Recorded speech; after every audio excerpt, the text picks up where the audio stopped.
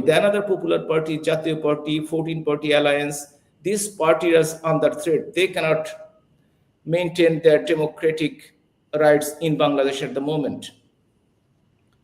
The religious extremism has increased tremendously, and also it is destroying the regional and local stability. More than 300 suspects have been granted bail despite of serious charges. Media censorship, Bangladesh has never experienced this sort of media censorship in last 54 years after its inception. Censorship is in 184 journalists accredited caste has been removed. 266 journalists implicated fabricated murder cases. 14 famous journalists have been arrested on false cases. Media houses are facing threat of vandalism or shutdown, or they are taking occupancy of the media houses. Civil rights and public freedom are violated. Citizens' personal freedom are under attack. Not only that, the economy is going down as well. At least 353 factories, especially garments factories, were closed in 1 year, resulting loss of around 120,000 jobs. There is no National Human Rights Commission in Bangladesh at the moment.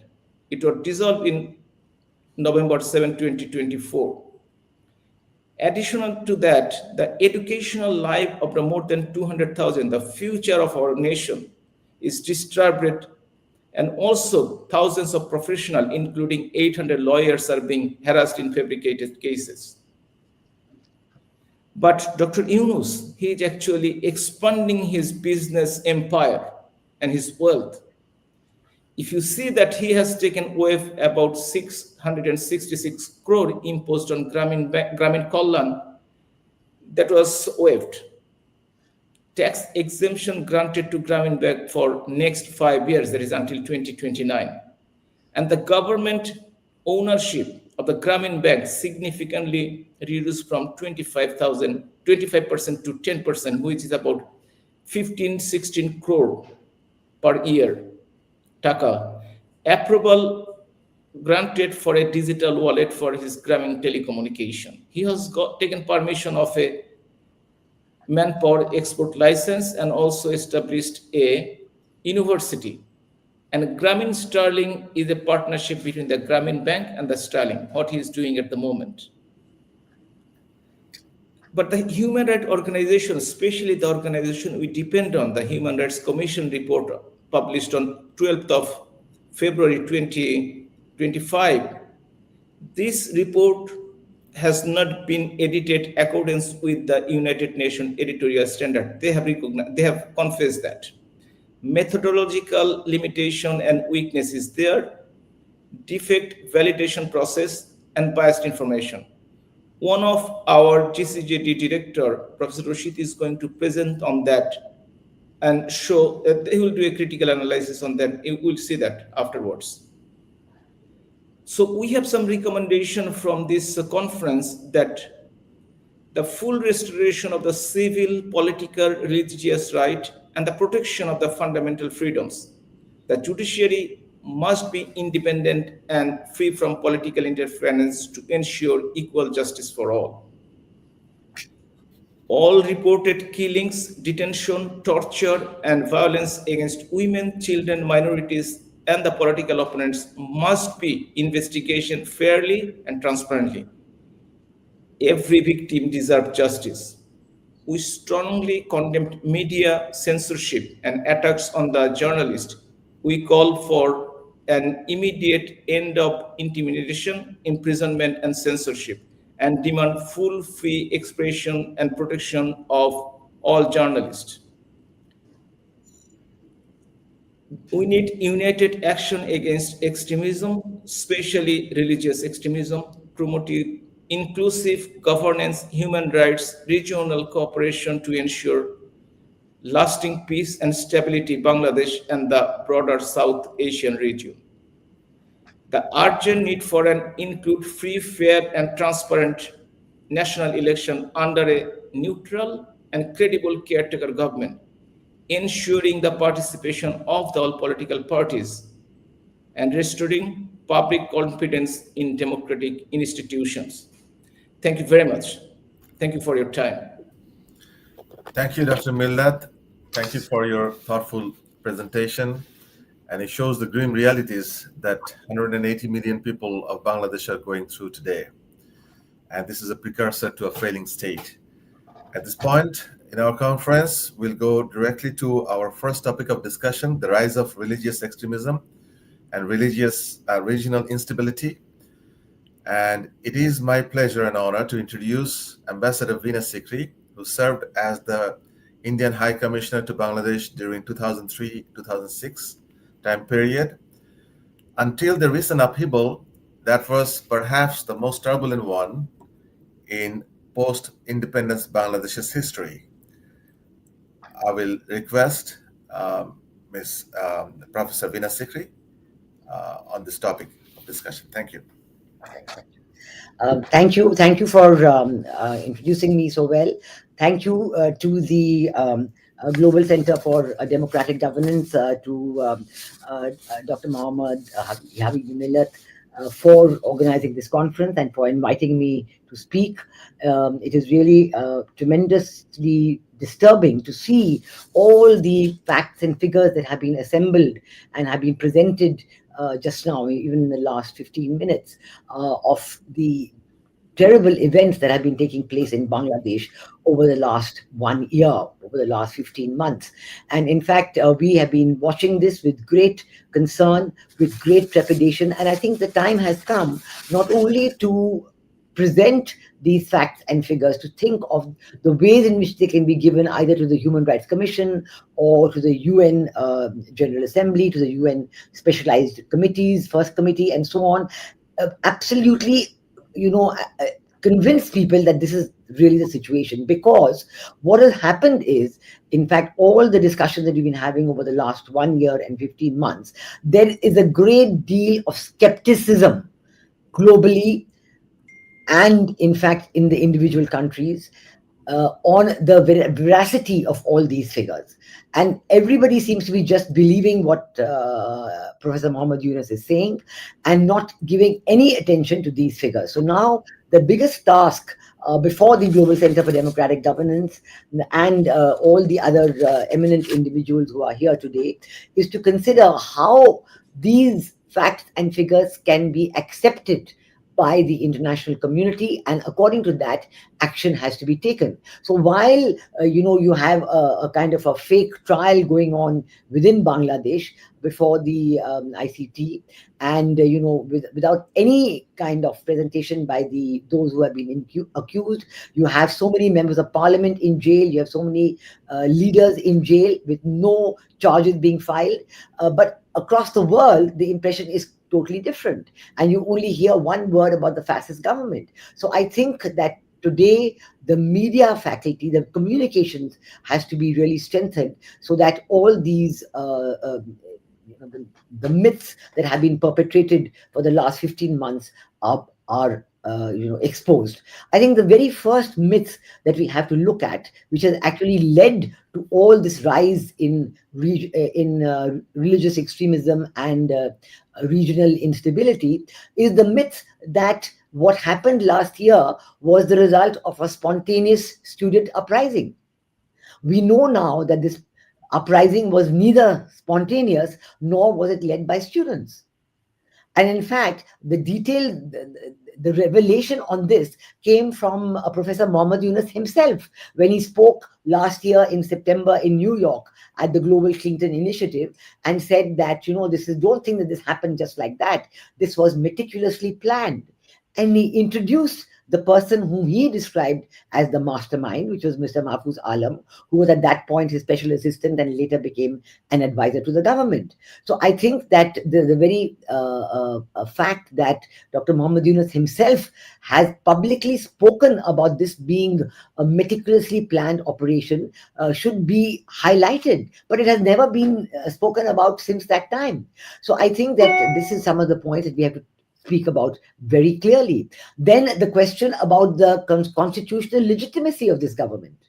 I mean, has that been, taken up in any forum? The chief advisor and the other advisors were sworn in on the constitution of Bangladesh, which at that point and even till today does not allow any kind of interim government. So I think this whole question about what it is there and what it has been doing are something that needs to be talked about much more widely. I think the third myth is that even if you assume that an interim government, because there have been certain decisions in the Supreme Court, that the interim government is going to be there, their role is only for 90 days and to arrange a free, fair, inclusive and credible election with the participation of all the political parties and not to take any major decisions. But as against this, we have seen that for the last 15 months, there's been every possible excuse being made to delay the elections. And even now, we know that the elections were then planned actually for only the middle of next year, but now under public pressure of the political parties themselves, and even at one stage of the army, they have been promised to be held in the month of February, before the month of Ramadan starts. But at the moment, there is no preparation at all. And this question of excluding any political party does not even arise. Because let me give you two examples. There is the example of Sri Lanka, where again there was a huge public outcry against the Rajapaksa government, and there was the Rajapakshas resigned and so on. But afterwards, the groups who were protesting went back to parliament. They appointed an interim president, and the elections had been held. Now, was there any talk at any point of banning any political party? Not at all. All the political parties, even the Rajapaksa family's own political party, which was under so much attack, has taken part in the elections. Similarly, in Nepal, we do see that even though Prime Minister Oli has resigned, and the elections are now planned in the month of March, but there's no talk of banning any political party. There was so much furor against Prime Minister Oli's government and so on, but his party is going to take part in the elections like everybody else. So I think there is absolutely no reason or question why the issue of banning the activities of the Awami League or the Election Commission issuing some kind of suspension on the Awami League and removing their symbol from the website of the Election Commission, all this is completely illegal. All this shows that there's nothing except anarchy in Bangladesh. There has been mobocracy for the last 15 months, and this has led to complete anarchy. There is no system of governance at all. And that is why, because the original event, which was the removal of Sheikh Hasina, was led it was conducted by Pakistan through the Jamaat-e-Islami of Bangladesh with the support of external powers and with China in the know. We know that from that very moment that it's a Jamaat-e-Islami who is determined to come back to power. And every event in Bangladesh is being catered just for that objective. And this is the reason why religious extremism has risen in Bangladesh to this incredible level and unacceptable level. And we've seen today that we know that now even the radical preacher Zakir Naik is being invited to speak in Bangladesh for 1 month at the end of November onwards. Now, Zakir Naik was actually banned by the government of Prime Minister Sheikh Hasina because on 1st July 2016, when the absolutely horrific terrorist attack took place, the Holy Artisan Bakery attack, the people who were involved in that attack, the terrorists who committed that attack, they accepted that they had been radicalized by Zakir Naik. And after that, Sheikh Hasina's government had banned Zakir Naik. But now there's been no indication whether the ban has been removed, and he has been invited to come to Bangladesh and give some more radicalizing speeches. And I think I can only think that the reason why this is being done, because the Jamaat-e-Islami has not got the support that they expected from the people of Bangladesh. They were thinking all this while that, the Awami League is going to be banned, the BNP has been marginalized, and all the political support will come to the Jamaat-e-Islami. And the other group that thought that they would get the political support is the National Citizens Party. But they have, formed a party, but they have no political support. Even in the recent elections in the universities, they just did not, they were nowhere. There was no standing for them. So if they are a genuine students' party, then one would imagine that they would have support from students. But this is no longer at all true. It's evident that this is not true. So all that we are seeing today is a rise in religious extremism in a bid to ramp up support for the Jamaat-e-Islami. And I think that, this indication of Zakir Naik coming to Bangladesh is absolutely shocking and unacceptable. Before this, on October 25th, we had other preachers from the Ahle-Hadith from Pakistan and the supporters of the Lashkar-e-Taiba leaders and so on. They were there, and they've been even visiting the bordering areas between Bangladesh and India and giving rabble-rousing speeches over there. So all this has certainly led to an extraordinary rise in religious extremism, and it has made the people of Bangladesh very unhappy, because while the people of Bangladesh are deeply religious, they do not want any kind of extremism. And this is what Prime Minister Sheikh Hasina had done her best to make sure that there was no spread of religious extremism of any kind, even though all these groups were active even at that time. And I think that the worst expression of this rise of religious extremism happened from the very day that Prime Minister Sheikh Hasina left Dhaka, which is the attack on all the religious minorities. The Muslim and the non-Muslim religious minorities have been under tremendous attack, and there have been rapes and lynchings and genocide, and businesses have been destroyed, lands have been grabbed, and individuals are being forced to convert at an alarming rate in Bangladesh. All this because the religious minorities, the Hindus, the Buddhists, the Christians, and even the Sufis and the Ahmadiyas, they are determined to stay on as citizens of Bangladesh. They're saying, we're not going to leave the country. We are citizens of this country. But this is not being accepted by the members of the extremist groups, including the Jamaat-e-Islami, including the Islami Chhatra Shibir. And when this is pointed out to Muhammad Yunus, all he says that this is fake news from India. That's all. Even recently, 2 or 3 weeks ago, when he was in New York for the UNGA, he was interviewed by several people, and each time he said, oh no, this is all fake news, it's not happening. So what I'm saying is that now that all this information has been collated and published by the Global Center for Democratic Governance, I think it needs to be really disseminated very widely and brought to the notice of all the people who have been following this. I know that the Aino Salish Kendra and others are doing tremendous work in collecting this information, in collating it, and now it's been published, and the people of Bangladesh, all the minorities, they're determined to stay on there, they're determined to exercise their rights as citizens. So their participation in the elections, the way in which their jobs have been taken away, their professorships, their teaching assignments, everything is forcing them into a life of penury, which is absolutely unacceptable. Only 2 weeks ago, we saw the terrible incidents in Khagrachari, in the Chittagong hill tracks, where again, the same incidents of rapes and killings were happening. And the people are absolutely in a tremendously disheartened condition, but they're enormously brave because they're not leaving the country at all. We do realize that that all this has the potential to really harm the regional stability of South Asia.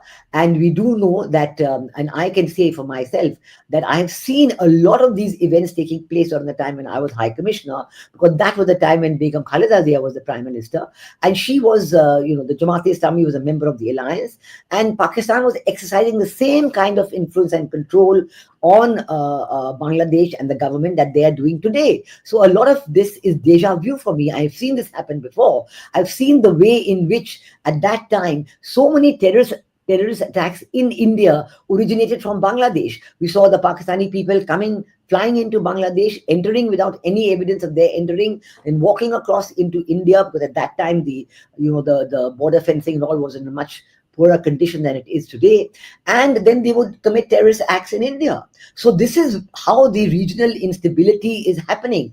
And I can tell you another thing that is leading to tremendous regional instability is the absolutely provocative and unacceptably provocative statements that are being made in Bangladesh time and time again by Dr. Muhammad Yunus, and by the Jamaat-e-Islami, by many individual students about Northeast India. We know that Dr. Muhammad Yunus, when he went to China in the month of April this year, he actually addressed group of Chinese businessmen and invited them to come to Bangladesh and say, look, we have control over Northeast India. We are the only ones who have access there. Come on, we will take you there. We will give you the access. I mean, this was, absolutely a kind of a deliberately provocative statement. And then we have seen all these maps, recently a kind of a book with an artistic, so-called stylized map showing parts of Northeast India and Bangladesh. We saw these maps coming up even in Dhaka University during the Pehla Baishakh celebrations. We've seen tweets by members who are in various political formations, the NCP and others, Jamaat-e-Islami and others, which are talking about what's going to happen to the Northeast. All these are intended to provoke the Indian insurgent groups and to invite, telling them, yes, come to Bangladesh, we are here to help you. Again, this is exactly what was happening between 2003, 2006 when I was there. There was a similar support being given to all the Indian insurgent groups at that time. And through that, there was every effort to create instability in Northeast India and other parts of India. Now, I think that we are seeing all this happening again. We are seeing that these efforts are there, but the government of India has exercised a great deal of strategic restraint in dealing with Bangladesh. In fact, right from the very beginning, the message from our leadership was that we are prepared to continue the economic cooperation with Bangladesh that had such a great success under the 15 years of Prime Minister Sheikh Hasina, because Prime Minister Sheikh Hasina accepted India's security red lines and she said, I'm not going to support any insurgent groups. There's no question of having any such groups who do not help the people of Bangladesh at all. So for the last 15 years, there was complete peace and development in Northeast India. There was complete full cooperation between India and Bangladesh. And the result for Bangladesh was that they had 6.5% to 7% annual rate of growth, leading to Bangladesh's graduation from the least developed country status. And as against this, you have in 1 year, Bangladesh has slipped fully back, so that their whole graduation process has now been postponed, and there is going to be no longer any such possibility because the Bangladesh economy is in a state of collapse. But I don't think this seems to bother the current leadership in Bangladesh at all. Perhaps some political parties and others think that if there's poverty in Bangladesh, it's easier to control the population. And that's why they're just not bothered about the economic situation. All they're interested is in getting military training, in getting specialized equipment coming in having all kinds of exercises which were never there before. And this is causing a great deal of regional instability, which is not going to be good for Bangladesh at all. And I think that the government of India has conveyed, even when our Prime Minister Modi met Dr. Mohammed Yunus in Bangkok on the sidelines of the BIMSTEC summit, there was a clear indication that rhetoric and vitriol does not help the relationship at all. It does not contribute to peace and stability and development. It only worsens the atmosphere and leads to instability. So the combination of this phenomenal rise in religious extremism, it has had a tremendous negative impact on freedom of the people, on freedom of women, on the rights of women, on the development of the country. And all this is geared only to make sure that somehow or the other, the Jamaat-e-Islami comes to power in Bangladesh. There are countries in the world, in the West, who still think that Jamaat-e-Islami is a moderate Islamic democratic party. But I think it's shown by its behavior all along that it is anything but. So I think that one of the big tasks of this conference, this has been a tremendously successful effort to organize this conference, and I can see that there's a very large participation, and I feel honored to be participating myself, that we have to all ensure that the elections are held on time, that they're held under international supervision, that there is a new caretaker government, within as has been the practice in Bangladesh of having caretaker governments, because the current one is shown itself to be totally ineffective and unable to run the country. And under the new caretaker government, there should be free, fair, inclusive, and credible elections with international supervision. I think this is the only way out, because whoever is able, and all the political parties must be able to participate. There's no question of excluding any political party or organization. There's no question of keeping people in jail for so long without even any charges. There's no question of continuing the oppression of minorities. In fact, this should be exposed, so that the question, very dismissive way in which Dr. Mohammed Yunus says this is fake news coming out of India, this should be completely exposed, so that the facts and figures about the people who have lost their lives, their land, their liberty, their freedom should be there before everybody. And I think that once the resolution of this conference is known, then everybody would certainly be willing to work together. Certainly in India, there's a great deal of interest and a great deal of concern about what is happening in Bangladesh. And we do hope that this conference, this publication of the documents, will be the first step towards getting the world to accept and speak out about the reality of where Bangladesh is today. Thank you very much. Thank you, Professor Veena Sikri, for your very thoughtful presentation about the facts on the ground, which is extremely grim. And you perhaps already know very well that during your time, when there was 10 trucks arms smuggling case was there, and the two key accused, the mastermind, Major General Rizakul Haider Chaudhary and the State Minister of the Home Affairs, Lutfuzzaman Babur, they're all released from the jail. So it's a clear indication that they want to instigate, some sort of fight with India in the Northeast region. So thank you again, and we will request you to continue raising your voice on behalf of 180 million people of Bangladesh. Thank you very much. Our next guest speaker is Mr. Chris Blackburn. And Chris doesn't need any introduction to the inter-South Asian community, because he's the leading voice of human rights advocacy and minority rights advocacy from Afghanistan to Myanmar, and especially now for Bangladesh. Chris Blackburn has over 2 decades of experience in geopolitics, intelligence, and communication strategies, and he's currently serving as the communication director of European Bangladesh Forum.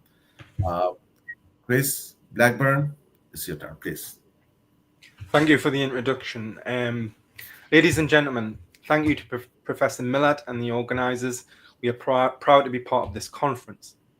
Violence, once the tool of the desperate, is becoming the instinct of the impatient. We now live in an era where rumor outruns reason, grievance is monetized, and identity is weaponized. Across the world, societies are learning that violence never stays contained. It crosses borders, corrodes institutions, and weakens our moral reflexes. Nowhere is this truer than in Bangladesh today. Since the fall of Sheikh Hasina, what began as a promise of democratic renewal has been overshadowed by fear and factionalism. People are scared. We've seen infighting within the BNP, which is supposed to take over the reins of power in February if there is an election. And the violence and the rhetoric is spilled into the streets. We have seen interfactional fighting and murders tied to internal rivalries. This is no reform. We've also seen the targeting of women, minorities, and journalists, not as bystanders to politics, but as deliberate targets of it.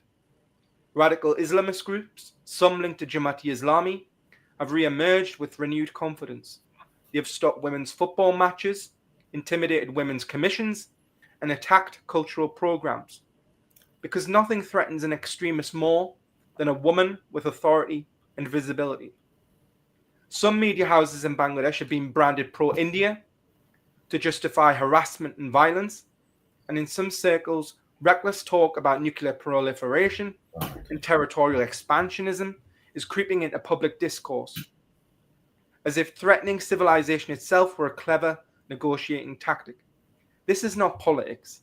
This is arson and historical revisionism disguised as reform. But none of this appeared overnight. The ground for today's extremism was prepared long ago.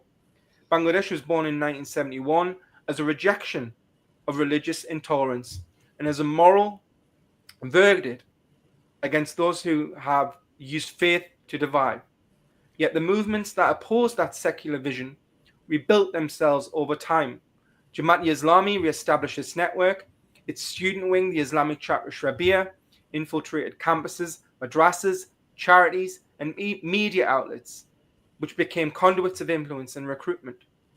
Over the decades, new militant formations emerged: the Harkat-ul-Jihad al-Islami, HUJB, the Jamaat al-Mujahideen Bangladesh, JMB, and later groups inspired by Al-Qaeda and the Islamic State. Each of these groups learned to adapt, become decentralized, less visible, more embedded in social and digital networks. Other groups, such as Hafizat-e-Islam, perfected the art of toggling between pulpit and protest. Under the banner of moral guardianship, they have normalized fear by attacking textbooks, statues, and women's visibility in public life. They have redrew the boundaries of what was deemed acceptable in Bangladeshi society. Now, four forces made this possible. First, instrumental politics. Mainstream parties cut quiet deals with hardliners for short-term gains. Second, financial and ideological patronage. Money and legitimacy from Gulf donors, local elites, and from charities within North America and Europe that built a parallel welfare and education system within Bangladesh. Third, there was general impunity, selective justice that taught extremists that they could act without consequence. And we've seen this more from the administration of Muhammad Yunus, where he is frightened to challenge the extremists, whether it be the student extremists who've called for constant mobocracy in Bangladesh, or from radical Islamists who've tried to shut down debate. The fourth is digital radicalization, online platforms that have turned grievance into identity and outrage into belonging. We now face the results of all of this within Bangladesh. We've seen that women's sport is under attack because it symbolizes equality. Women's commissions are targeted because they turn rights into institutions. Minorities are assaulted because they are easy scapegoats. And journalists are smeared because truth is the first casualty of authoritarian movements. And the casual talk of nuclear weapons reflects the intellectual emptiness of those who cannot govern and so resort to intimidation. It's a pattern. This isn't random violence, but a strategy to control the national conversation through fear. If they cannot win the argument, they will simply burn the stage. And we've seen this with attacks on Prothom Alarm, and we've seen it on the attacks of the Daily Star. But some say this turmoil has been temporary, that Bangladesh will find its balance again. But that assumption is dangerous. Bangladesh sits at the crossroads of South and Southeast Asia. It influences India's northeast, the security of the Bay of Bengal, and the management of refugee inflows from Myanmar. Extremism in Bangladesh does not stay within its borders. It spreads through ideology, funding, and transnational networks. We have seen this before. Rajab Karim, a Bangladeshi who was connected to GMB and Al-Qaeda, tried to infiltrate British Airways in Newcastle upon Tyne, my hometown, to carry out a terrorist plot. We've also saw radicalization, and we've seen the global consequences. We saw it when Jamaat charities in Europe and North America used to send zakat to Al-Qaeda fronts, knowing fine well they knew who their partners were. Now, this was a breakdown and a problem on our side. Our intelligence agencies and security authorities were slow to react.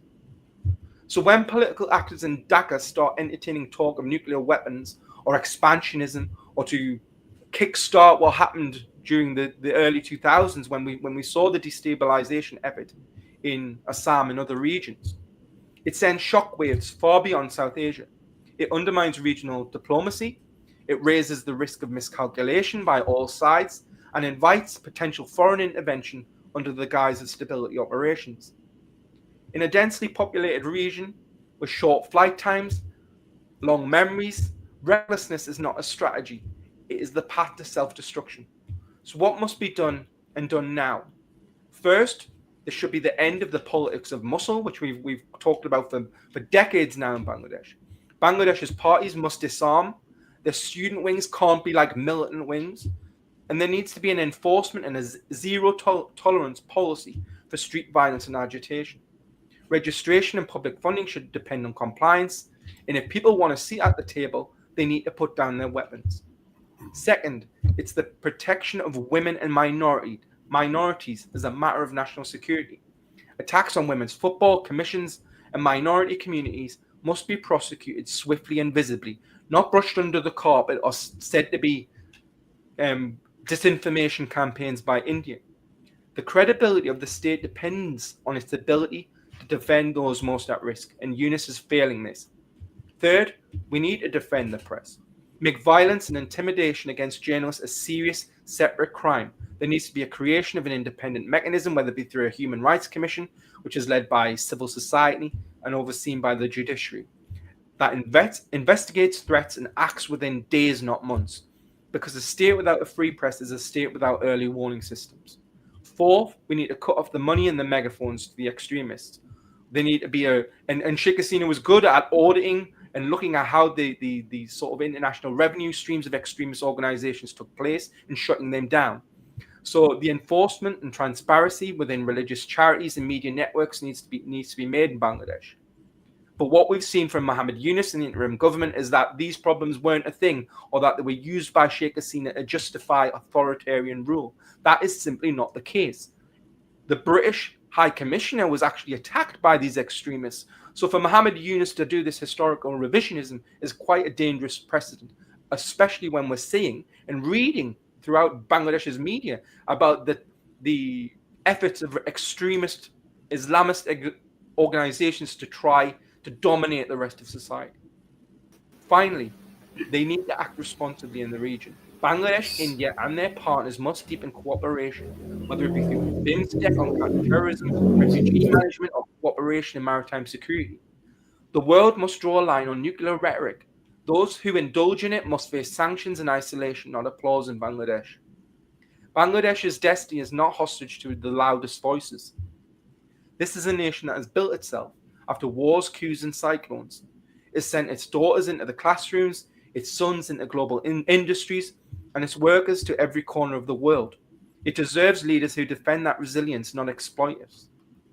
So let us remember, a woman playing football is not a threat to tradition. She is proof that tradition can evolve.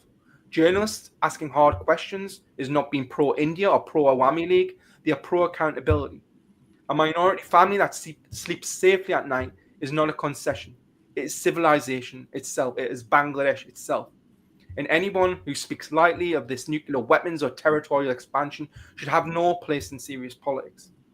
Violence may be the language of the impatient, but democracy remains the grammar of endurance.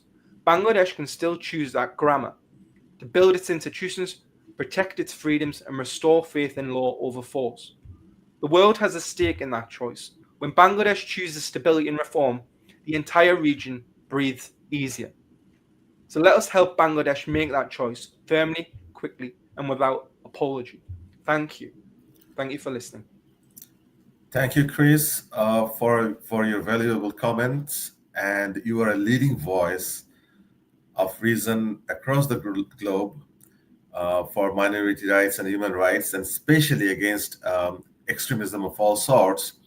And definitely, you will agree that Jamaat, if the West take it very lightly, we are heading towards another disaster, because they now got a ground in Bangladesh under the leadership of Dr. Yunus, which is very unfortunate. So their ideological game plan is dangerous and disastrous. And you will agree that they are the ideological grandfather of Taliban's and the father of Al-Qaeda. So West must take it very seriously. Thank you, Chris, again. Our next guest is Dr. Rafael Pankowski. He's a Rotary Peace Fellow at Makerere University in Uganda. Professor Pankowski is a Polish sociologist and political scientist. And I must add that when Les Wałęsa-led solidarity movement was going on in Poland, and I was a little kid, and I was mesmerized by how peaceful that movement was, and I'm mesmerized how destructive these Gen Z movements are. So as a sociologist, someday we'll read your comments on this. But now on the issue of religious extremism and regional instability. Thank you. Thank you very much for your kind introduction. Good afternoon, good evening, good morning, namaskar. Um, Ladies and gentlemen, dear friends, greetings from the Rotary Peace Center at Makerere University, Kampala, Uganda. My name is Rafał Pankowski, and I'm a sociologist as well as a human rights activist. I come from Poland. I am currently in Uganda, and it is a real honor to participate in this very important global conversation.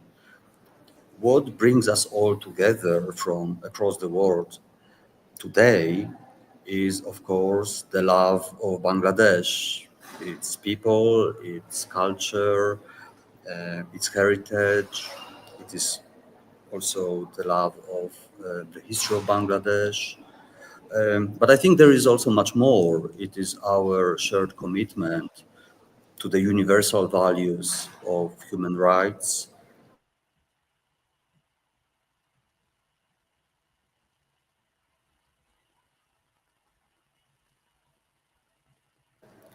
and I think the three countries I have just mentioned, Bangladesh, Poland, and Uganda, they are, of course, quite different in many ways, and they are distant from each other if we look on the map. But they also have something in common. It is, for example, the history of the fight for freedom and the legacy of the fight for their own specific and inclusive at the same time identity. In the case of Bangladesh, of course, it is the legacy of the struggle for language rights, as well as especially the liberation war. In the case of Uganda, it is the anti-colonial struggle, but also the struggle against the tyranny of Idi Amin. In the case of Poland, it is, for example, the tragic experience of Nazi occupation during World War II and the struggle against fascism, as well as against totalitarianism. Today, we face a common global challenge of the rise in violent extremism, radicalization, authoritarian and intolerant anti-minority movements and regimes. And I believe what is common in terms of the global challenge for all of us today is the specter of fascism that is hanging over our planet. And I'm afraid that includes Bangladesh today. Fascism can be defined in many different ways, but I believe one way of defining fascism is, is the following. It is an ideology, it is a vision of total cultural homogeneity. It is a vision of a society where there is no place for diversity. There is no place for minorities of any type, be it ethnic, be it religious, be it political. And an organization of which I have been a co-founder, the Never Again Association, is committed to the struggle against fascism, understood as organized intolerance. And this is a struggle that is international, this is a struggle that is global, and this is a kind of struggle that I believe is very, very highly relevant to Bangladesh today. And over the years, I have met many brilliant people, many inspiring people in this struggle in the international human rights movement. But one of them who really stands out for me is our dear friend from Bangladesh, Shahryar Kabir. who, among other things, has written dozens of books on very important topics, including a very important and a very interesting book about the experience of solidarity in Poland and the peaceful transformation to democracy in Poland and across the former Soviet bloc, which I think is something that is very relevant and important for me to mention here today. And Shahryar Kabir, in many ways, for me, is the symbol of the movement for minority rights, for human rights, for peaceful solutions, both in Bangladesh and internationally. What is also very important in terms of the many years of positive campaigning by Shahryar Kabir is the struggle against genocide denial, which I believe is not only important for Bangladesh, but it is also very important globally, internationally, vis-à-vis all the different cases of genocide across the world. And I believe it is highly ironic and it is a travesty of justice that someone like Shahryar Kabir, a global hero of human rights and minority rights, is currently in jail in Bangladesh because of his human rights activity, because of his activity and years of activism dealing with genocide commemoration and genocide denial. There's one more figure, very well known internationally from Bangladesh, who I also had the chance to meet just briefly in Poland during a summit of Nobel Peace Prize winners. That is, of course, Mr. Yunus. And of course, for good reasons, Bangladesh can be proud of having I of repression against human rights activists and political opposition, as well as minorities, is happening under the watch of a Nobel Peace Prize winner. And the issue of the current rise and the emboldening of extremist groups in Bangladesh is very concerning indeed.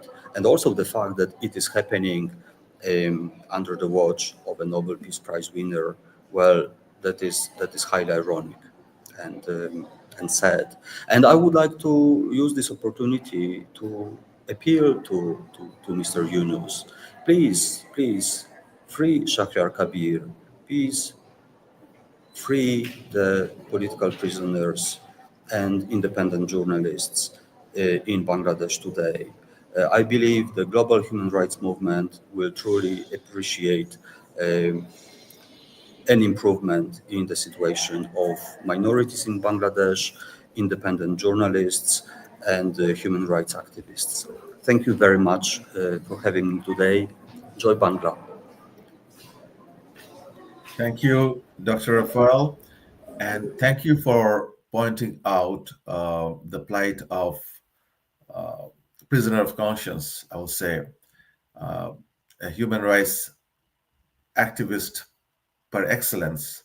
Shahryar Kabir is a journalist and a prolific writer, and we must raise our voice globally, and we request the distinguished panel to raise your voice globally to the corridor of power for his release, as well as the release of other journalists and the political leaders and the parliamentarians in Bangladesh. Thank you again, Professor Rafael. Our next guest is Dr. Nur Nabi, fondly known as Nabi Bhai across both sides of Atlantic, all the way to the sands of Pacific. He's a valiant freedom fighter of 1971 Liberation War. He's been elected 4 times as the council member at the Plainsboro County, New Jersey. He's also the recipient of the second highest national accolade, Ekushé Padak, I believe in 2020. And He's the leading voice against all kinds of oppressions. Very well known among the Bangladeshi diaspora, both in US and Europe. Dr. Nur Nabi, please. No voice.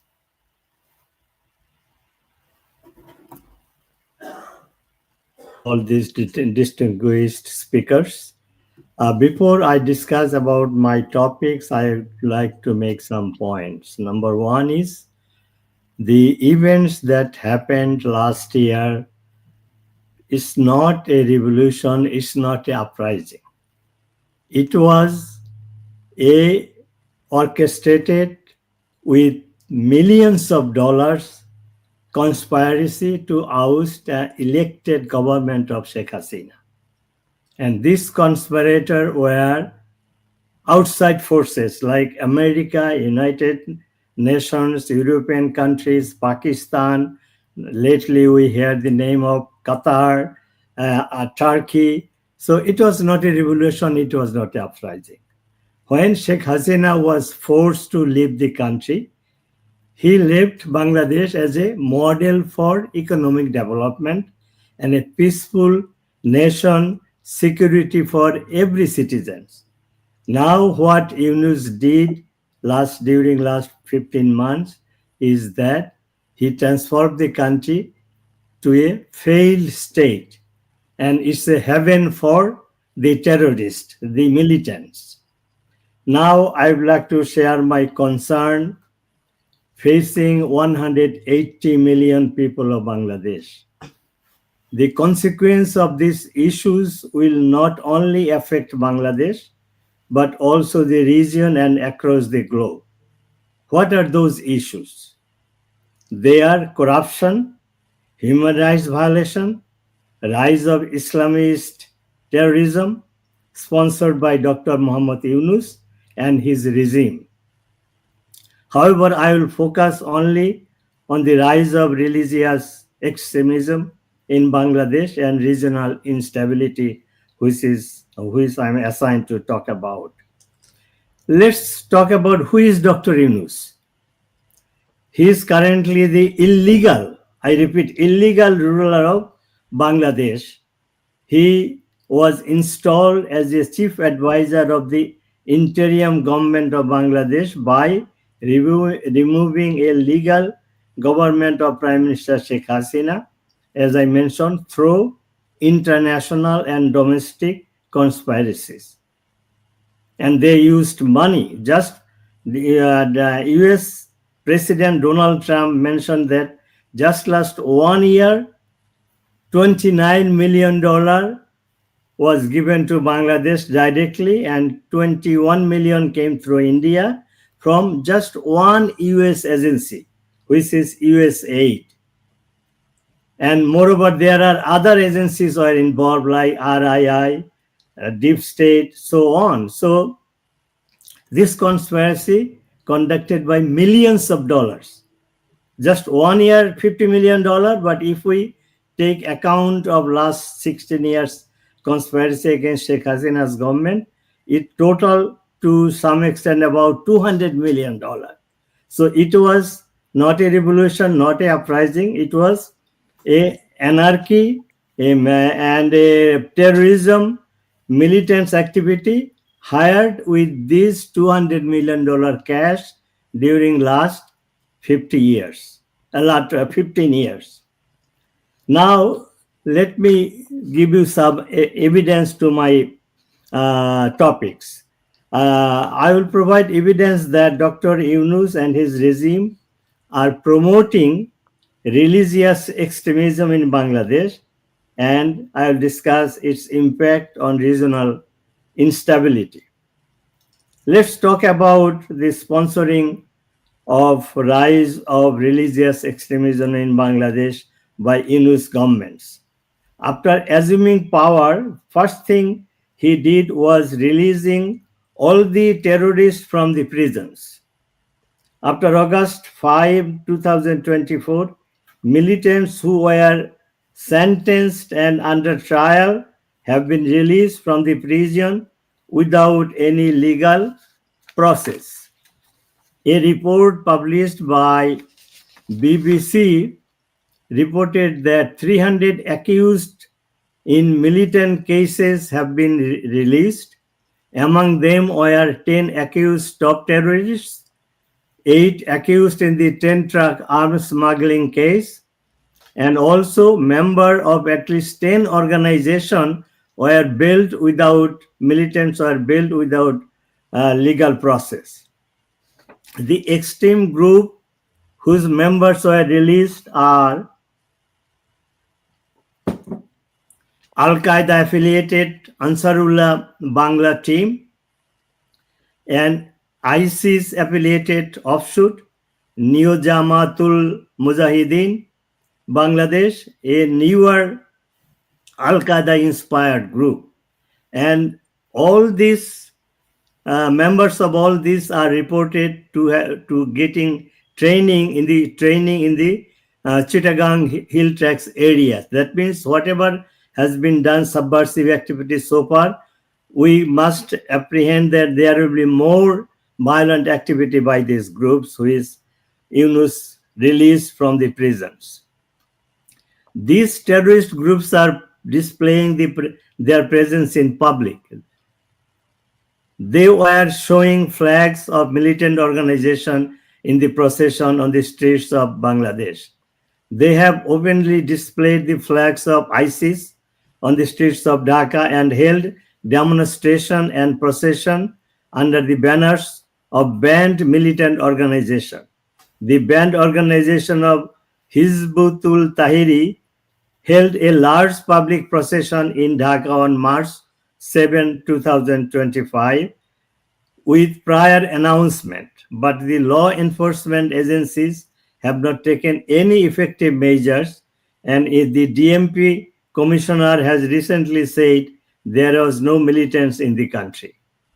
Regarding the recent arrest of 36 Bangladeshi militants in Malaysia, the Home Affairs advisor said there was no militancy in Bangladesh. These religious extreme groups attack on minority communities. 2,442 incidents of communal attacks and violence occurred in previous 11 months since August 2024. In the first half of this year, Bangladesh has witnessed 258 incidents of violence against the minority communities, including Hindus.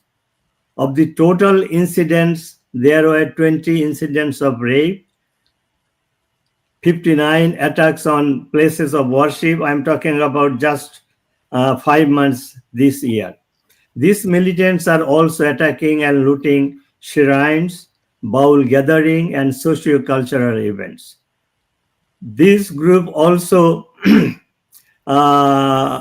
doing illegal activities which affected the numbers on murder, sexual harassments, and rape in Bangladesh. In addition to mob violence, the number of violent incidents against women has increased. According to official statistics, 12,726 cases of violence against women and children and 4,105 cases of rape have occurred from September 24 to June 25 of this year. Child murder and torture, as well as the insecurity of transgender community, also increased. These religious militants are also obstructing women's sports and cultural activities. So what is the impact of the rise of religious extremism and religious regional instability by this terrorist? Rise of religious extremism in Bangladesh threats regional security, particularly against India as well as Southeast Asia. Through transnational militant networks, radicalization of migrant workers, and use of modern financing methods, increasing the instability of the region, in the region. Threats against India is significant because of geographical proximity and similar demography. Moreover, Bangladesh is surrounded by India with a kind of porous border. Migration of militants to Indian neighboring state is a potential threat to the national security and stability of India. In mid-2025, Malaysian authority dismantled an Islamic State-inspired network that had recruited dozens of Bangladeshi migrant workers in the country. The group Garakan Militant Radical Bangladesh used social media and mobile banking system to recruit members, conduct allegiance ceremonies, and funds ISI operations abroad. The discovery of Bangladeshi militant network in Malaysia required cooperative efforts between Malaysian and Bangladeshi authorities.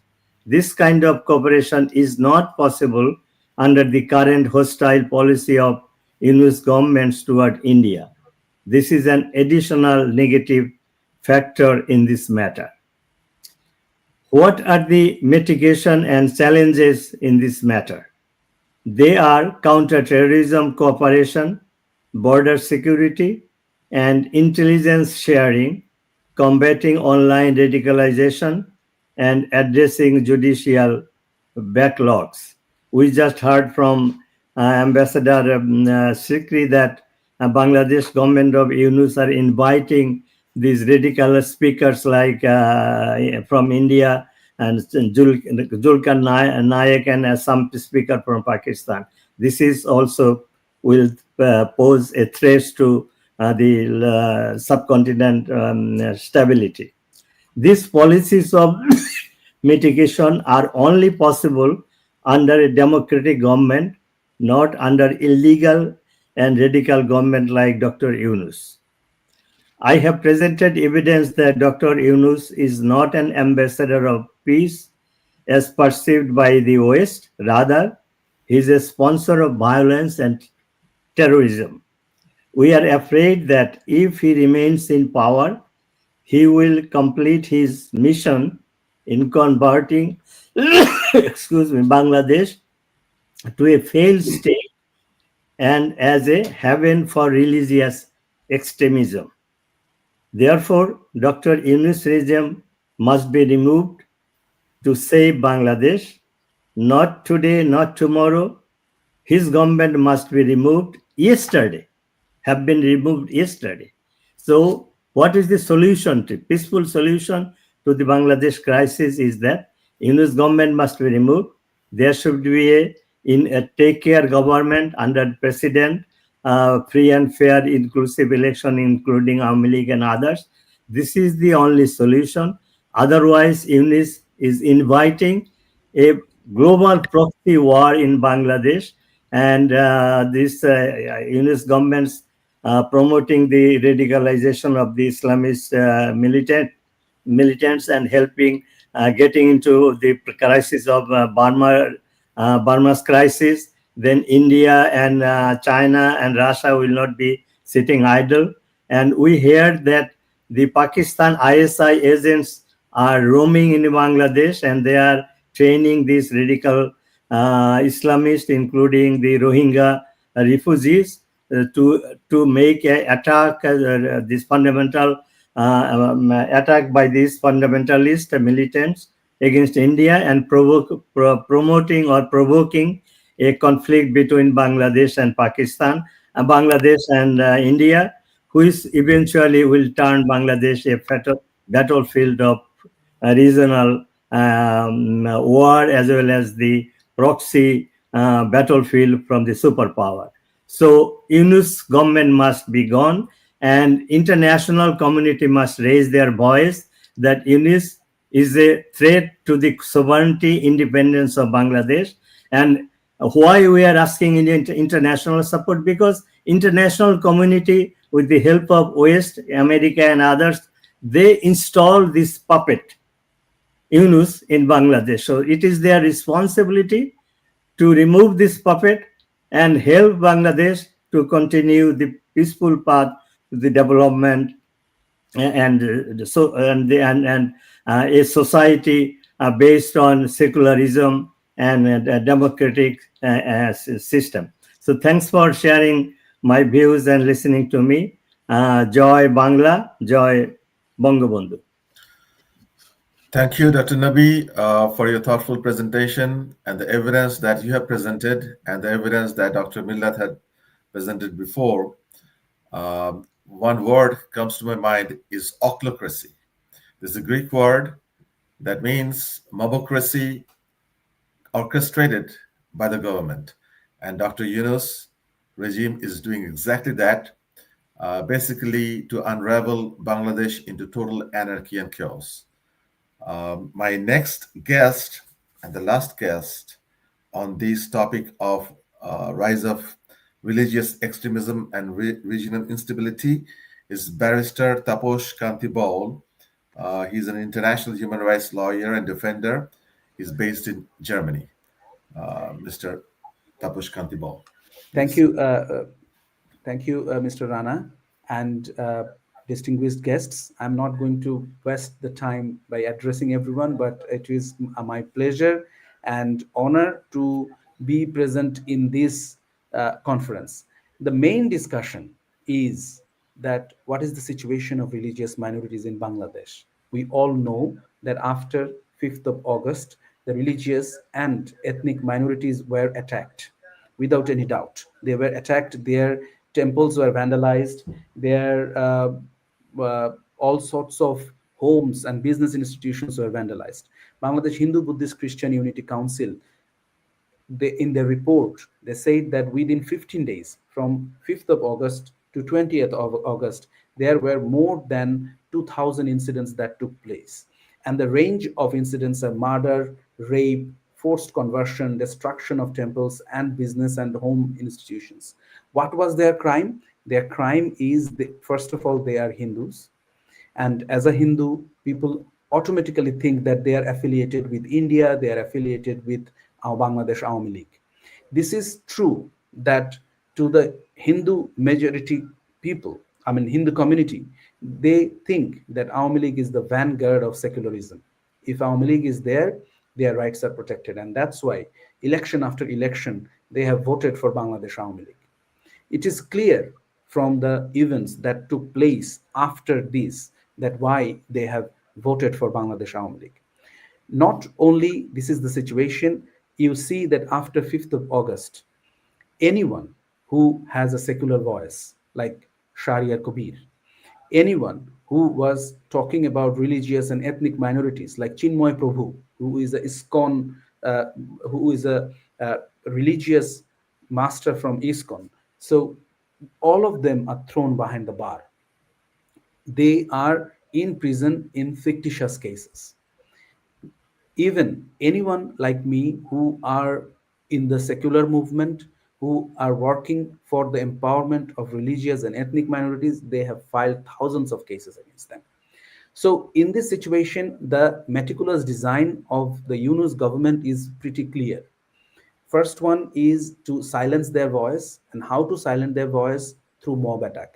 Yes, the term we are using is mob attack, but when there is a difference between mob attack and criminals, right? What is the difference? That when there is a mob attack, then we will see that random people are attacking those places. But when we are talking about criminals, we will see that the same faces are appearing again and again. So this was not a mob attack. This was identified criminals who attacked all sorts of institutions of religious and ethnic minorities. The same faces came up over and over again if you look into the videos that appeared right after this 5th of August. So then we are seeing right now that forced religious conversion is on the rise right now after 5th of August, because Hizbut Tahrir, Jamaati Islami, and all sorts of Hefazat and everyone is forcing and targeting young Hindus for that, young Christians and Buddhists for that.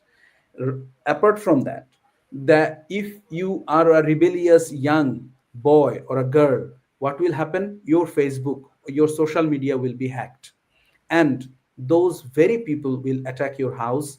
They will try to kill you at first. If they don't manage to kill you, they will beat you up, they will lynch you and your family, destroy your home, your neighborhood, and the whole village. And then then the police will come to take you. They will take you to CMH, in the military hospital, where you will be treated. Like Utshab Mondal, what happened to Utshab Mondal, we don't know till today. Just the other day, there is this incident against a Buet student, just being said that he said something on certain social media, and then the radical students of Buet, they basically alleged that he raped a Muslim girl, but there was no victim there, and the Dhaka Metropolitan Police said that there was no such incident of rape. But what happened in the meantime? That boy's name and his family name is defamed all over. He is in jail and his studentship is cancelled. So this religious extremism is growing under Yunus, and people are living the worst time of their life. Yes, it is true that people will say that religious minorities are targeted under every government, or over the last 50 years they were targeted. But within the same, like after within 1 year span, such kind of violation and violence did not happen. Just a few days ago, people started to target ISKCON, and they are saying that it is a terrorist organization, and for this reason they are asking the government, forcing the government to disband them. And this is what is happening not only to the religious minorities of Bangladesh. This is the same in ethnic minorities in the hill tracts. Even the lowland ethnic people like Shantals, Oraos, they are facing the worst time of their life, because their lands are getting grabbed, their schools are closed, all sorts of benefit they used to receive from the government, they are closed for a longer period of time. Hence, I would urge to the international community that please stand with the religious and ethnic minorities of Bangladesh, save us from this tyrant Dr. Yunus. He may have received the Nobel Peace Prize, but he is the reason for what the peaceful life of Bangladesh's religious and ethnic minorities are completely destroyed. Please help us to save the secular nature of Bangladesh. Once again, thank you, the organizers, for organizing this timely conference, and all the speakers for listening me. Thank you very much. Thank you, Barrister Tapush Kanti Bowl. You have rightly said that